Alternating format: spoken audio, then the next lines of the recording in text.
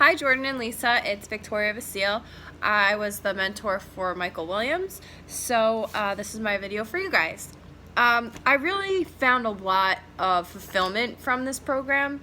You know, just like having Michael's eyes light up when I showed him something, or to getting our $500 news sale, or to, you know, our little discovery while we were prospecting of a Haibu book.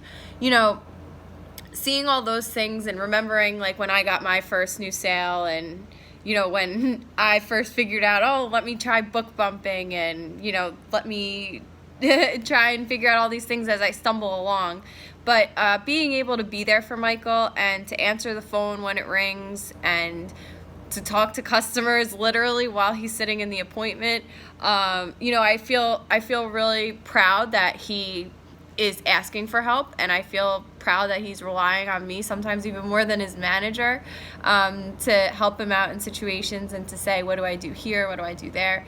So that for me, you know, he was calling me a crazy amount of times, and you know, my manager would be in the car and be like, oh my God, he's calling again. But it's okay, because I was just so happy that he was so enthused with the whole process.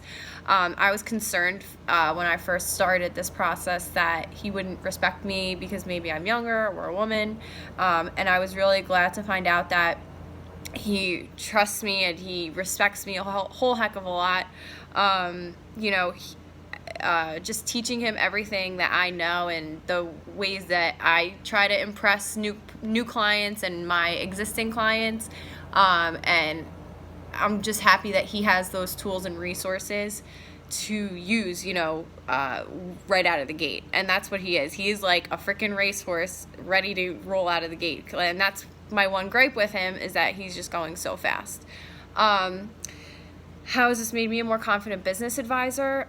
Just reinforcing and hearing all of the information that he gets out of training. It's nice to hear, because, you know, I'm a little bit 3-4 years removed from training at this point. So hearing everything that he's saying and, you know, just talking about our solutions, things like that, it's good to hear what he has to say, and that makes me more confident when I'm talking to my clients.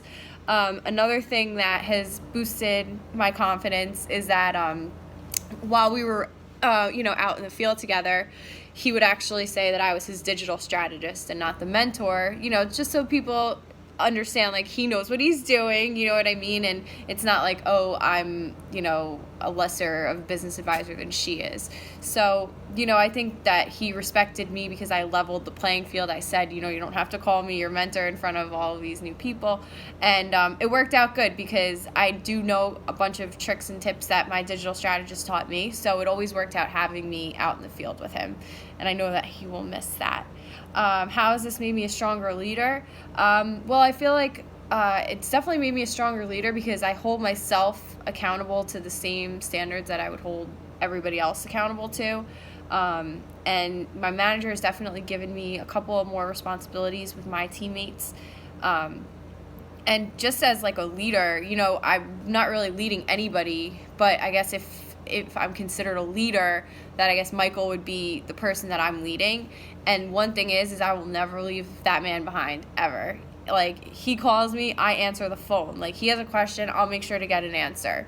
If he needs me on an appointment, I'll make sure that I was at that appointment on that day. I mean, he lives 3 hours away from me, but you know, I will never leave him hanging, like on a weekend, evening, anything. You know, I just found out, like, a leadership quality about myself is that I don't care how annoying it is, or how often he calls, or if he doesn't call at all. I'm just so glad and fortunate that I got somebody that was like a sponge and wanted to learn everything that I had to offer.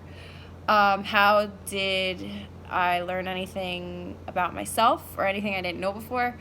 About myself, I realized that I loved being a mentor. I loved helping him. I loved his wins were my wins. You know, like, I was happier for him with that $500 sale than I've ever been for myself. It just, I feel so responsible for him, and I hope that he continues to make me proud, because he's been making me proud. I mean, he has 3 new sales already since he's been in training and out of training, which is fantastic, especially for somebody that is brand new, especially in our world and at Thrive. It's a really big adjustment. So he's still powering on even through all the adversities of being new, figuring things out, getting turned down, all those things that come into play. I've just realized that I take this very seriously, and I was very fortunate to have somebody that cared as much as I did. And when I told him that he was letting me down, it was like I felt like he was my child. I was like, you're letting me down. You didn't prep for this appointment. What's going on? And he was really disappointed in himself too. And I think that taught him a lesson. And it taught me a lesson, like, oh my God, I care so much. But I really just care about his well-being, and I care about his professional development. And I want him to succeed just as much as I want myself to succeed, and just as much as I would want somebody else on my team, Team Neptune, to succeed. I'm a team player, and I will never leave anybody behind. And that's why I feel like this program is perfect for someone like me, because out of all the people that I'll be mentoring, like, I already have another guy under my belt that I'll be meeting with tomorrow.